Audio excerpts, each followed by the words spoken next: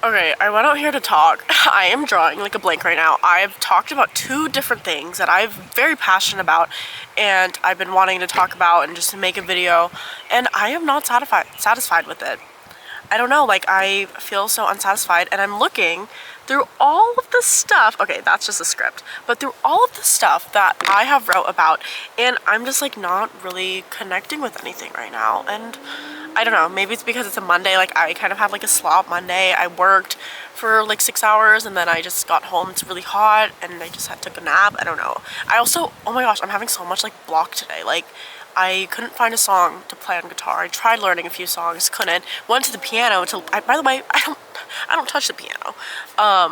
I tried learning the song and I was like, okay, well, let's wrap it up. Let's not do that. So then I started scrolling and I'm like, ew, like, why am I scrolling? I need to stop doing that. So I stopped and now I'm out here and now the sun is setting and I'm like getting camera shy because for some reason I don't know what I want to say to the camera. Okay, I know what I want to talk about. So I have written in my notes major PTSD, post-trip stress depression, and this was after I visited California. This was my first solo trip ever. I literally talk about it all the time. I was majorly depressed after this trip. Like I felt terrible. This was my second semester. This was spring break. I come back to college and I am literally just so depressed. I feel disgusting. I had to go take I had to get my blood drawn. I had to test like all my levels of my body and I was so depressed. I didn't. Also, before I took the spring break trip, I was like majorly locked in. Like this is the most locked in I've ever been. I was going to the gym, I was working on myself, I was eating healthy, I was making my own food, I was like socializing with people, I was doing all my stuff really good in my classes and everything. And then after spring break, I was like, wow, like this sucks. Like I lived such a wonderful life when I was in California. For the 3 days that I was in California, I imagined myself there. Every single day for the rest of my life, I imagined myself there. So when I come back to Indiana, I'm like, wow, this place kind of stinks. And I was just really depressed over that.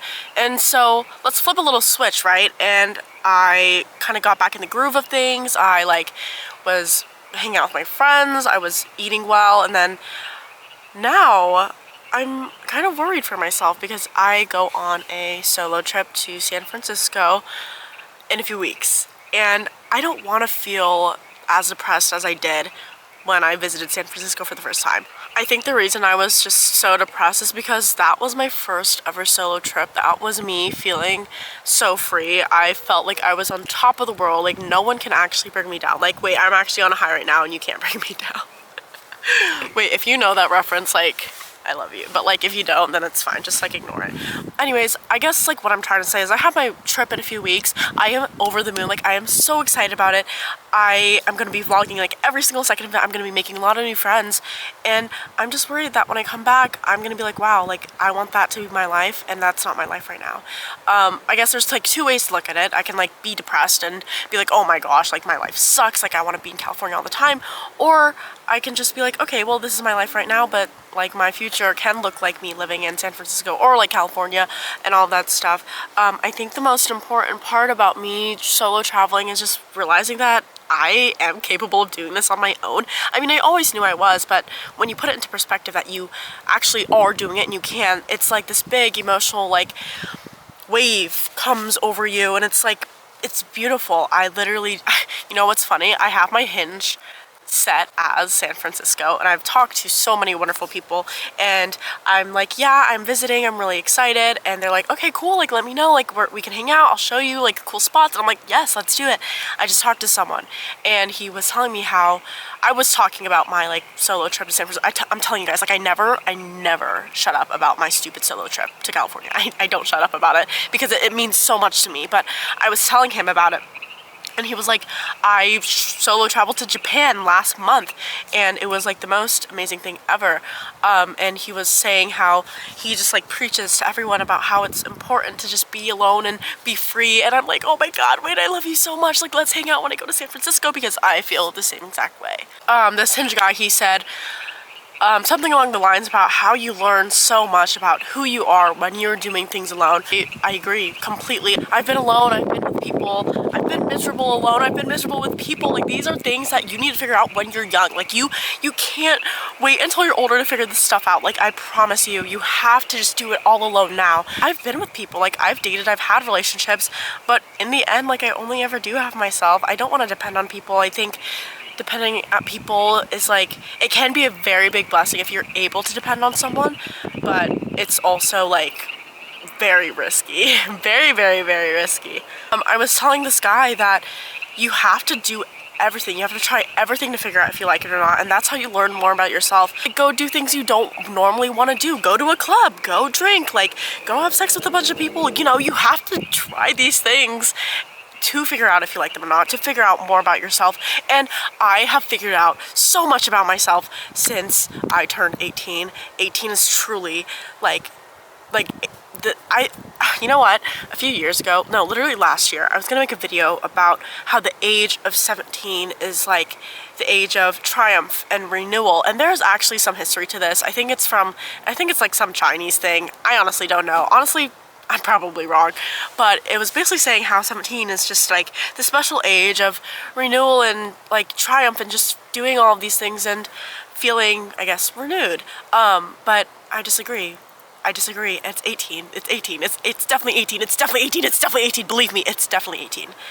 But you know what? Age is a different experience for everybody. But for me, it's definitely 18. I've learned so much about myself, and I've been thinking about how I can celebrate my birthday because I don't want to not celebrate my birthday. And I think I'm going to write 19 things that I am so proud of myself for, 19 things I've learned about myself, you know, something like that, and I'm gonna put it on a little cake. I'm gonna be in college when it's my birthday, but I'm gonna find a way to bake my own cake. I think that's my special. I've always wanted a peach cake, like a nice fruit, like a real fruit peach cake. Oh, that would be so good. But anyways, I'm gonna figure that out. But I think that's why I'm so excited for this solo trip again. I am driving there. It's a 10-hour drive by myself, doing it all alone. Not technically alone. I have so many friends, or I guess like Instagram mutuals. I don't know. I know what? I'm gonna call them my friends because I just think I have friends everywhere. I can make friends everywhere.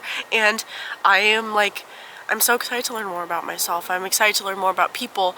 I think one of my favorite things about myself is that I think I'm very curious. Oh my gosh.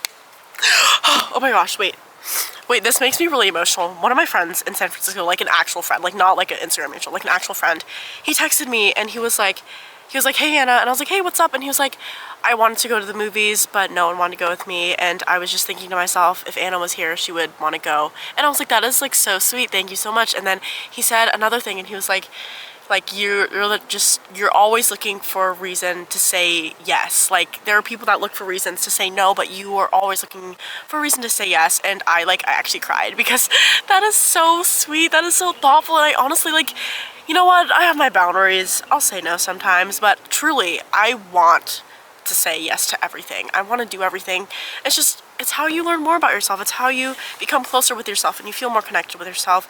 And my solo trip, I'm just so excited, and this time I'm not going to be depressed after, because I know someday I will be living in California, and someday I will be with all these people that love me. I will be celebrating all these people. These people will be celebrating me, and I'm manifesting it every step of the way, one day at a time. I'm not going to be depressed. Major PTSD? No. Instead of major post-traumatic, wait, oh my god, I was about to say post-traumatic stress syndrome. Wait, am I stupid? Anyways, instead of post-trip, wait, what was it? Oh my god, am I stupid? Okay, got it. Instead of major PTSD, post-trip stress depression, what about major ATSA?